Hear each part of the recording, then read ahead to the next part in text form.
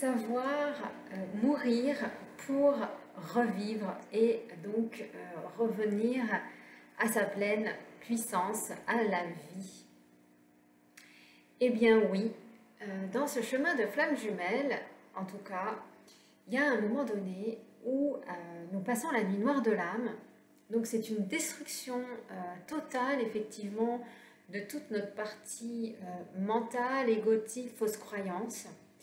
Mais il y a également un moment donné où cette notion, je dirais, de complètement en fait mourir à soi-même est amenée justement à aller rencontrer la mort telle que on pourrait le voir, vous savez, quand on meurt, on dit souvent que l'âme met 3 jours avant de monter et de pouvoir justement aller vers la lumière. Eh bien, c'est un peu cette expérience-là qui m'a été amenée, en tout cas, à vivre et de voir justement toutes ces notions d'ombre, de sombre, de peur, de mort, de choses tout à fait en croyance, hein, avec ce que l'on a cru depuis l'enfance, ce que l'on a peut-être ressenti, peut-être ce que notre âme n'avait pas encore totalement traversé lorsque l'on est mort, tant que le corps n'a pas été mis, on va dire, en arrêt, en silence.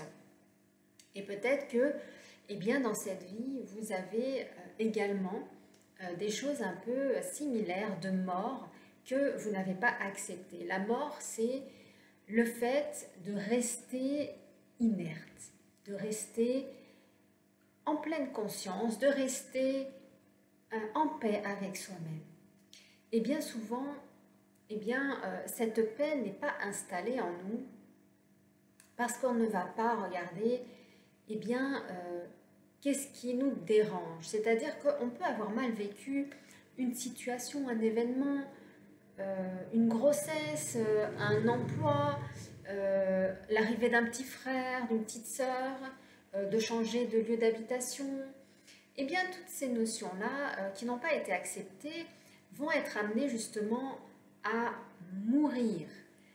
Donc, tout dépendra de comment vous l'avez vécu, comment ça a été traversé, mais à un moment donné, c'est cette mort que l'on voit. J'avais entendu dire qu'il y avait 3 jours justement où on allait nous présenter cette mort. Eh bien, je ne savais pas ce qui allait en être, je n'ai pas forcément écouté les vidéos, j'avais juste lu les gros titres. Et à un moment donné, eh bien, j'ai vu justement cette chose-là à l'extérieur, cette mort, qui m'a fait rentrer en fait dans mon propre intérieur et dans mes propres croyances, dans mes propres blessures, dans mes propres peurs. Et en allant rencontrer les peurs, en allant voir justement tout ce qui s'y passe autour, toutes les croyances qui y sont, apprendre à écouter, apprendre à être en paix avec soi-même, apprendre à aller rencontrer sa lumière, apprendre à aller être dans son plein d'amour, eh bien ça va être un moment, je dirais, de mise à l'arrêt pour sortir de ce conditionnement, sortir de ces croyances, sortir de ce que l'on pense être, que l'on n'est pas, pour justement renaître à nous-mêmes. Et à ce moment-là, il se peut que votre jumeau, votre jumelle, eh bien, vous sollicite, vous demande justement de pouvoir vous rencontrer, de pouvoir aller plus loin. Et c'est un moment en fait de mort à vous-même. C'est un moment qui est juste pour vous. Et c'est apprendre à écouter vos valeurs, ce que votre âme vous dit, ce que votre intuition vous dit. Si il n'est pas encore le moment de voir votre autre, de le rencontrer, ça va être d'écouter sa guidance intérieure. Parce que il a il y a souvent en fait l'envie de forcer les choses, envie de vouloir mettre les choses en action. Donc on en a besoin de cela, de cette vitalité, de mettre en action avec l'autre. Mais je dirais que dans le chemin de flamme jumelle, cette mise en action que l'on a envie de faire avec l'autre, c'est l'action masculine. Et cette action masculine, elle est normalement à mettre donc, au niveau du masculin, de l'homme. Et si c'est vous, en tant que femme, qui avez cette inertie d'action, eh bien, ça vient tout simplement montrer qu'il n'y a pas cette part de féminité qui est juste là dans l'accueil et l'attente, enfin, c'est pas tellement l'attente, mais c'est, oui, l'accueil, en fait, de l'autre. Et en fait, on est vraiment amené à reprendre vraiment toute notre part de féminité, alors je parle pour les femmes, ou toute notre part de masculinité pour les hommes, qui nous permet justement de revenir dans notre pure essence. Là où on a pu avoir des changements, des transformations, des « ah non, mais moi, il faut que je sois guerrier, guerrière », et bien tout ça, c'est à regarder en soi pour retrouver sa part, justement, qui nous sommes au fond de nous. Et c'est à partir de cette mort que nous voyons à l'extérieur, qui nous fait peur, en fin de compte, hein, qui va nous transformer également et qui va faire que nous allons nous battre avec nous-mêmes. Nous allons rencontrer nos propres peurs, nos propres morts, et ça va nous amener vraiment dans un état, je dirais, léthargique, qui ne nous permet plus, en tout cas, de pouvoir se mettre en action. C'est un moment de vraie introspection, et c'est à partir de ce moment-là, en fait, qu'on y trouve nos réponses, que l'intuition nous répond, que la vie nous montre que nous sommes guidés. Il n'y a pas le mental qui nous guide, c'est nous sommes guidés. Nous avons juste à être et rayonner cet amour.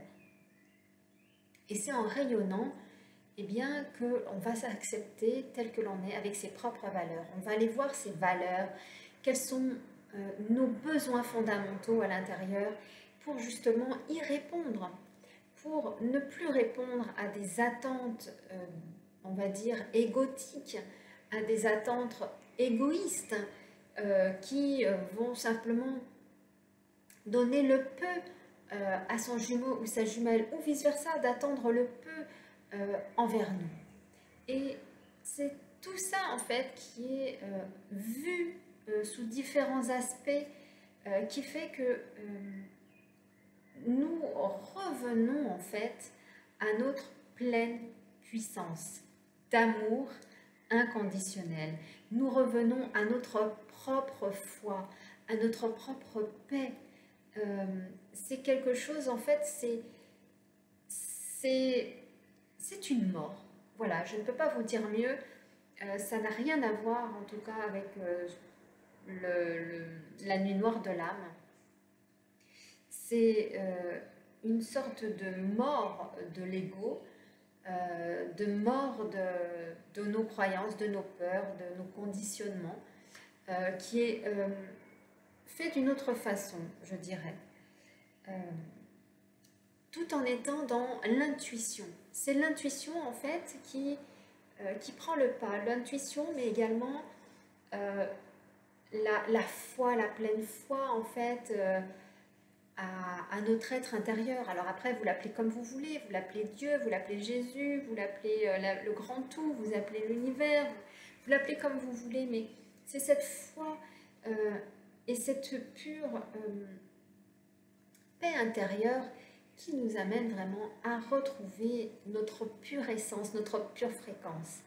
Et en fait, on va tout simplement s'élever, élever nos fréquences, élever bien, nos valeurs, élever ce que l'on souhaite être et devenir, qui va tout simplement à nouveau amener une restructuration au niveau des fréquences avec le jumeau ou la jumelle, pour justement l'amener à la fréquence identique à ce que vous souhaitez dans votre amour et dans vos besoins.